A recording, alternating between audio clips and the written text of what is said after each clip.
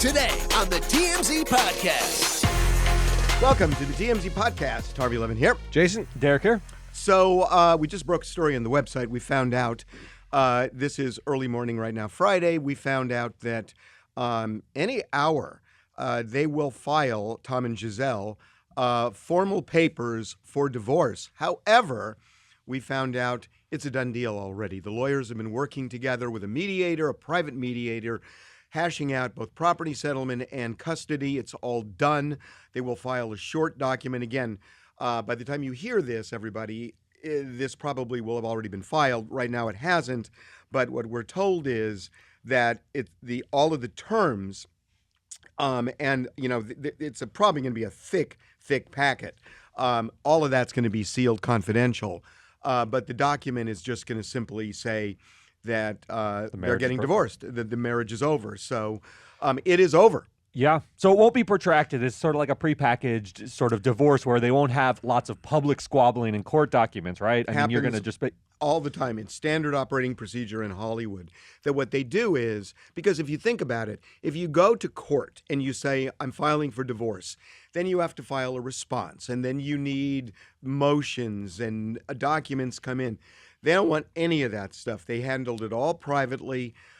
I am told this was not this wasn't fully kumbaya in these negotiations at all. So not particularly amicable, even though it was done behind the scenes. Correct. There was contentious fighting over what? I mean, it's a massive estate, Certainly right? the lawyers were fighting, and there was some bad blood there. So usually that telegraphs onto the client. This escalated quickly. Yeah. I mean, that we know of. That I understand there were a lot of things happening behind. Every marriage has its things, and you argue and whatnot.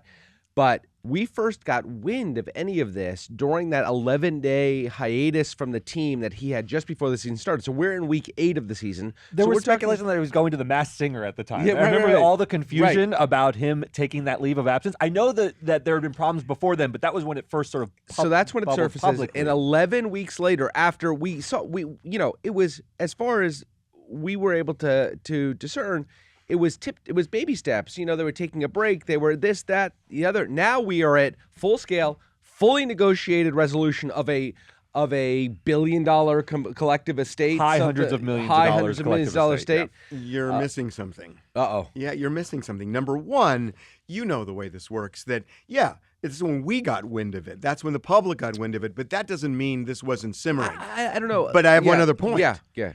Remember, we broke a story on the website that Gisele had walked out before and threatened divorce. Yeah. So, but it always comes back, right? I know, but several times. So this wasn't this stable thing. But there's one point that we need to keep in mind. He took 11 days away from the team, which means something big happened at that moment. I think that's that right. led to this. And it may well have Yeah. been that he unretired and she was saying enough already. It could be that. Right. But Was that more the cause or the straw that breaks the camel's back? It seems the hay bale that broke the camel's back. I talked to a real good friend of Tom Brady's who said it wasn't about the unretiring. That's not the real issue here. Now, again, this is through somebody's lens. Right. And it may well, this is all kind of Rashomon. So it's hard to imagine that it's not partly that, right? Yeah. But, the way that it was told to me was it was just more than just football. And a lot of it had to do with just lifestyle choices and having some freedom after, being locked in a... But go ahead. Even if this has been developing for a long time, which I suspect it has, marriages don't die overnight or for one reason, at least not long-term marriages very commonly. But I watched football game last night. Did you see any of it? The Thursday night football game. He lost again. He lost again. He's having 3 in a row. He's having a bad he was season. not very good. 3 in a row. It's the first Yes. time 3 that's in a happened row. in 20 years. Yes. They talked to him after the game. Somebody at the gym told me that. They talked to him after the game, and he looks like a broken man to me. I mean, everyone is reading tea leaves. He's very gaunt. He's much thinner than he's ever been. Well, he's losing football games. His life has sort of been such a golden boy for so long. He won so many Super Bowls with the Patriots. He had the supermodel wife. He had the beautiful children. He left the Patriots, went to another team, and won a Super Bowl in the first season. And now it all seems to be coming apart at once. I mean, your marriage falling apart, whether or not both parties are ready to move on, is a sad moment for you. And to lose football games on top of it after this unretirement, I feel for him. Yeah. It's hard to have sympathy for people this rich and wealthy, but I really felt for him. I watched him and I was like, this is a broken first of all, man. that's a ridiculous thing you just said. Tom Brady's not been the most likable No. superstar. That's not what you just said. I was trying to reframe what I said. You want to take that? That's ridiculous to say. Oh, it's hard to have sympathy for somebody who has money. Come on, because man. initially it starts with a lot of envy for his life and money, the way it's If landed. Charles Money Lindbergh's doesn't- baby was stolen, you'd be like, it sucks for him. It's a good reminder, Harvey, that rich and famous people do have real world problems. But Because up initially, until you look now, at Tom we Brady thought and you're like, Well, you my forgot goodness. that part that they, their health problems. Their You could have started. It's with, hard to keep it You all could have started straight. with. It's hard to feel sympathy for a person who has sort of flouted the laws and convention for such a long time. Let's go with that. Speaking of rich people, Even richer. We're moving up. even richer, way richer, Elon Musk. So he's cleaned house already in the first nanosecond of owning Twitter. Yes. Free the bird. Free the bird. Look, he fired everyone. This is what I was talking to Jason about this yesterday. It's now one of the largest private companies there is. There's, Coke Industries and Cargill are bigger, and then it's like Publix and Twitter. What you mean by private is not publicly traded shares. That's it's right. A privately so it's no owned longer company. beholden to shareholders. So he went in there. He owns Twitter. He has a few other investors, but he is the dominant owner of Twitter. He put up the most money, and he went in there and cleaned house. Parag Agarwal, Ned Siegel, So, Vijay so Gadde. it's the CEO, the the CFO. chief financial officer, the chief legal officer, and the general counsel. They all got fired. tons of money, by the way. Parag got like $38 million. They all have beautiful soft landings from this buyout, and that's why they were pushing so hard to hold his feet to the fire and make him buy the company. I got to go, guys. I apologize. It looks like the divorce has been Breaking filed. news. It's up to you guys. All right.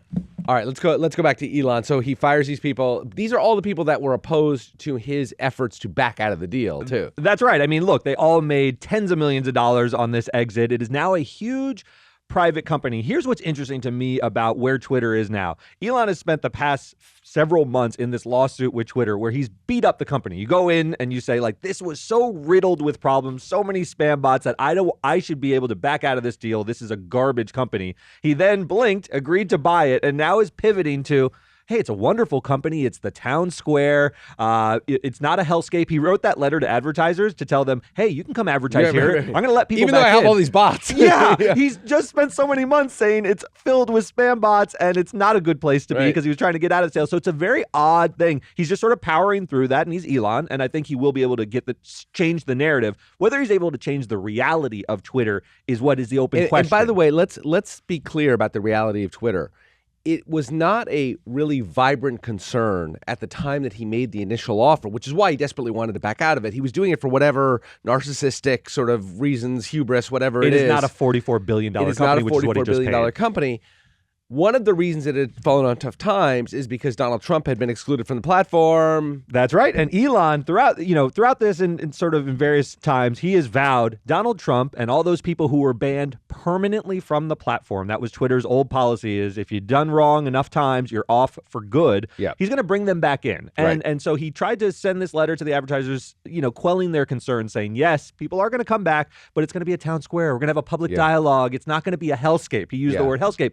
Can you do that, Jason? Can Twitter open back up and not fall prey to the extremists on both sides, or does it necessarily collapse into that? Okay, I got back. I'm sorry about leaving, but we just got the document showing that Gisele has filed for divorce. It has been done. It's in court right now. Interestingly, it kind of reinforces what we said already on the site and here, which is that it's uncontested, meaning that Tom Brady is not going to challenge this. It is a done deal, as we said, that the lawyers have been hashing out the terms of the settlement for a month now almost, and they've reached a settlement on property and custody. That will all be confidential, but Uncontested, just a legal term that there won't be public squabbling, doesn't mean it's amicable, right? I am just so told, people don't hear like what Yeah. uncontested means. I know that it's not amicable, at least as far as the lawyers are concerned, and usually that's They're the mouthpieces for the angry clients. right, Yeah. exactly. But based on the information we got before we posted the first story today, it's not been all kumbaya. So Kinda sad. Yeah, it is Very sad. It's really sad. So Tom Brady has just issued this statement. In recent days, my wife and I finalized our divorce from one another after 13 years of marriage. We arrived at this decision amicably and with gratitude for the time we spent together. We are blessed with beautiful and wonderful children who will continue to be the center of our world in every way. We will continue to work together as parents to always ensure they receive the love and attention they deserve. We arrived at this decision to end our marriage after much consideration. That's interesting. Yep. Doing so is, of course, painful and difficult, like it is for many people who go through the same thing every day around the world. However, we wish only the best for each other as we pursue whatever new chapters in our lives that are yet to be written. And we kindly ask for privacy and respect as we navigate what is to come in the days and weeks ahead. Thank you. With a prayer emoji. Wow. So there you go. That is the end. I mean, we've got two very eligible singles on the market now. I mean, Gisele. eligible? Since Mackenzie Bezos, who's better than Gisele? Yeah, I got nobody. unreal. I got nobody. Oh, Bill Can Gates' wife. I just say Very something? sad. Yeah, you finally said very sad. Yeah. It's like when you talk about rich people, it's as if they're devoid of emotion. Yeah. I mean, you got to feel. Just- Look. I mean, They're just avatars. Gisele of was greed for clearly me. the driving force here. She wanted to end the marriage. Tom clearly didn't initially. I mean, that's pretty clear, right? Yeah.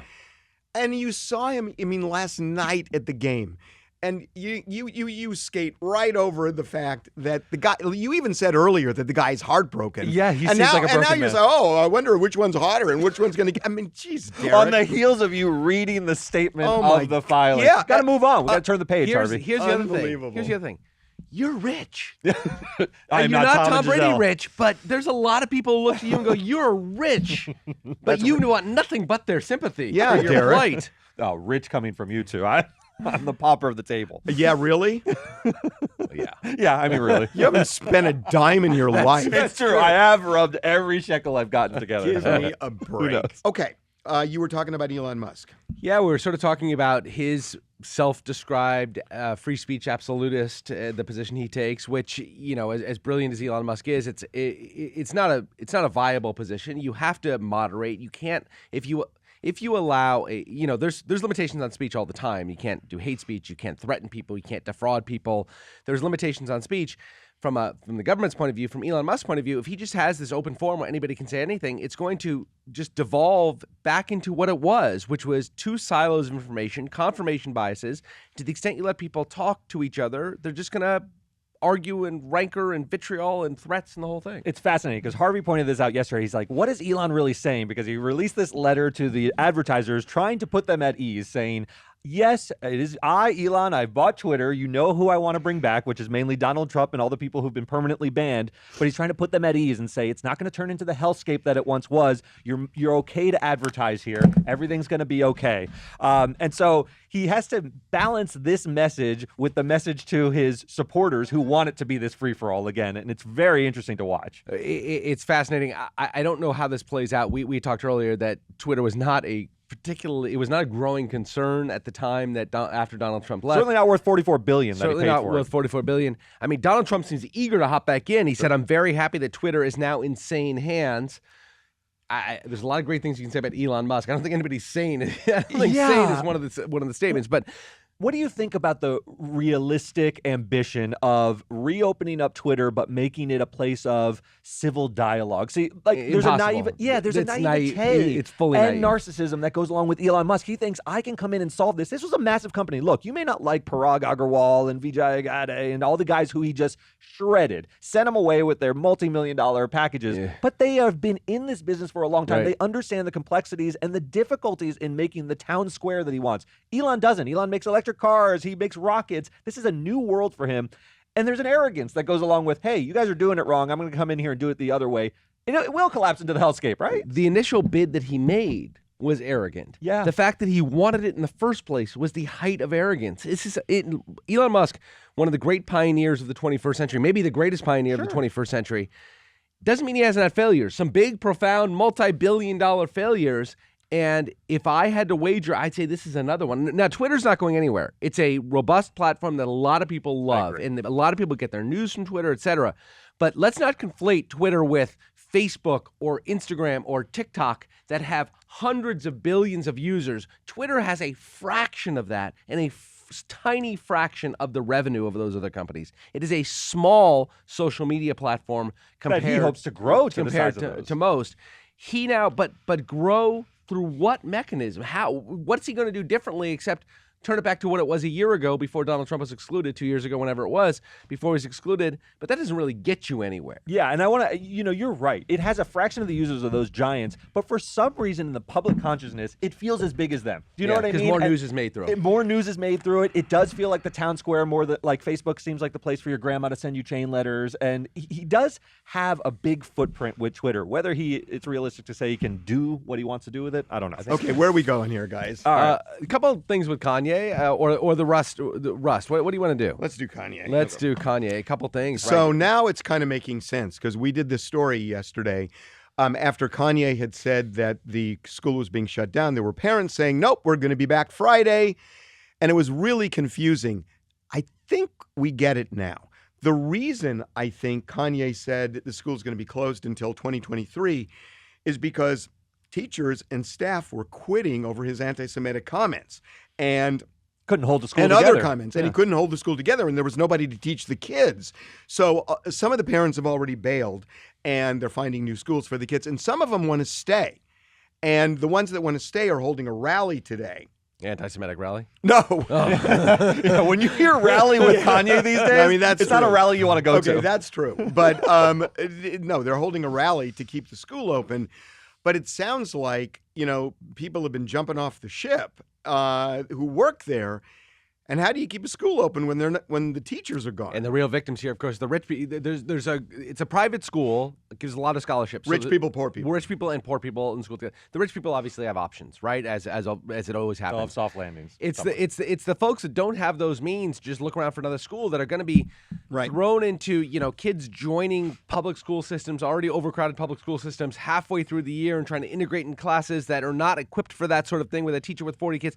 That's really the ultimate sort of negative of this whole thing. And I personally have a tremendous amount of sympathy for the kids who are on a scholarship there and need to find a school. However, I think some of the public thinks if you signed up for a Kanye-branded school, you maybe sort of should have known that there was a risk associated with that he's such an erratic figure that maybe you didn't see this coming in quite this way with the anti-Semitism. But I feel for them, but I'm not sure everyone has sympathy for people who signed up to go to Donda Academy in the first place. I think it misunderstands how people choose where to send their schools. Most of these people are good folks who just don't have the money to send them to an elite private school, and so they have an opportunity here to have private schooling, which is just smaller class sizes and all that other stuff that somebody else is paying for. Let me ask you a question. How do you keep a school together under the banner of something associated with Kanye now? I appreciate the effort to say, we got to take care of these kids. They need to have an academic year. They can't fall on their face. But you can no longer run an institution under his name. No. Can you? Cannot.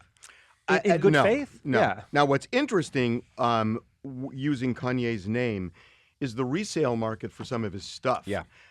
This was kind of predictable. As everybody bails on Kanye, including Adidas, these shoes could become very valuable.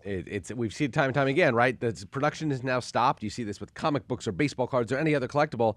There's a limited supply, and the demand is there, and people are going to want them as keepsakes or to invest, figuring they might have future value, or just because they like them and so they're not going to be produced anymore, they want to get their hands on them. And so the resale value of these shoes could be really high, and there's certainly platforms on which to sell them. Yeah, let me ask you a question. So the resale platforms have not run away from reselling Yeezy shoes. They're there to resell all these Yeezys that are increasing in value. All the companies that worked with Kanye on an ongoing basis have run from Kanye. Is there an obligation to not sell Kanye branded or Kanye affiliated things by the resale sites, or is this okay? Yeah, these are most of these sites, if we're talking about sort of the eBays and Etsy's of the world, right? They have an open marketplace where anybody, as long as it's not unlawful, and it's not lining his pockets anymore. Does that matter? I don't know. I don't know that matters. It matters so much. a little bit. These It matters resale somewhat. sites won't sell, and I don't want to collapse him into Hitler, but they won't sell Nazi memorabilia, even though that stuff has value and it doesn't line the pockets of Nazis. But they're not necessarily doing that out of a moral stance. They're doing that as a good business, right? It's bad business to sell Nazi memorabilia. Maybe well, there's then some that's moral the question: stance, is it good business to sell Kanye stuff? They think so. Yeah. I don't know. I actually have moral qualms with Let me it. ask you a question. I do judge it a Okay, little bit. But so if you go on eBay and you see that there's two private individuals who have a transaction or are putting up for sale Yeezys, that bothers you in the same way that if they put up swastika flags. No, I don't think we're that far. But I do think you're on that spectrum. And I think certain people have listened to Kanye defend old 1930s era anti-Semitic tropes and are just as troubled by what he says and how powerful of an influencer as he is, that to do this seems irresponsible of the eBays of the world. I think there are people who believe that. Maybe you guys give that quarter, but I give a quarter, but just not enough to stop him. I mean, I think the real issue, honestly, were companies like Adidas and others. I mean, that's the core issue, right? Yeah. Absolutely. That's the much more. One addendum here. Now, Gisele has come out with a statement. With much gratitude for our time together, Tom and I have amicably finalized our divorce. My priority has always been and will continue to be our children, whom I love with all my heart. We will continue co-parenting to give them the love, care, and attention they greatly deserve. The decision to end a marriage is never easy, but we have grown apart. Interesting. Yep. And while it is, of course, difficult to go through something like this, I feel blessed for the time we had together and only wish the best for Tom always. I kindly ask for privacy, be respected during this sensitive time. Thank you. Prayer emoji, Gisele. It's kind of similar at the end. Similar statements, but not a joint statement. Not a joint statement. Which is interesting. And right? also, they're very similar. I want to just seize on we have grown apart. Yep. That's... Speaks volumes. I mean, that word's carrying a lot of weight. That's really interesting that she chose to put that in. He didn't. Yeah, it really is. She's the one that's justifying the filing, right? He doesn't have to justify. Well, he's not contesting it. We know, but he's not. He didn't seek the divorce. She has to I mean, she doesn't have to do anything. No. I'm just. She's the one that has to articulate a rationale. It's not a judgment. I'm just saying it's interesting that she is saying that. When I see two separate statements, I think they couldn't even come to agreement on how they were going to characterize this publicly. No, Derek's right. Derek's right. I've seen joint statements before. We've seen so many joint statements before that they often do joint statements like that. But they wanted to say something. They wanted to say something a little bit different, and each one wanted to say their own. And they both now they're about the same age. She might be a couple years younger than he is.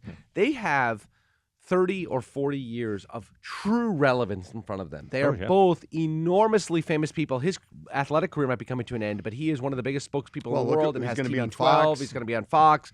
She, I don't think her modeling career is still there, but as a product spokesperson and everything else, I mean, it's sort of like a Cindy Crawford, or in a way like a Cindy Crawford, who became this business mogul, as did other supermodels. Exactly. And you know, there are many athletes who have, Michael Jordan being the classic example, have continued, and Kobe was on his way to this as well, have continued to push. Tom may make more money post-football. This Fox deal is reported, what, $450 million, some crazy amount? And not only that, he still has TV 12. He's got a whole athlete. I mean, he's not Michael Jordan, but he's the closest thing we've seen to Michael Jordan, for sure. So, you know, I'm sorry for hijacking this. I do have a question about this. I mean, this season is terrible for him. Yeah. This feels a little bit Muhammad Ali, where maybe he stuck around a little too long. He stuck around a little too long, but even though he did, the achievements, the great achievements, you know, during his career were the things that outshined everything else, even though he may have overstayed too long. Yeah. I think Michael Jordan, same way. He didn't tarnish his legacy to play those years on the Wizards. The same thing's going to happen. Muhammad Ali. This season is going to be forgotten. Yes. Come on, he's Don't the you GOAT. think? Forgotten. He is. We've anointed him the GOAT already. I think there's only a couple of athletes in the history, at least of American sports, who are considered the best, and nobody really challenges it, right? Yeah. I think it's like Wayne Gretzky and Tom Brady and maybe Michael Jordan, and that's it. And Tom Brady's in that same breath. He was playing with house money. Okay, guys, before I have to go again, why don't I just go for good? I'll see you.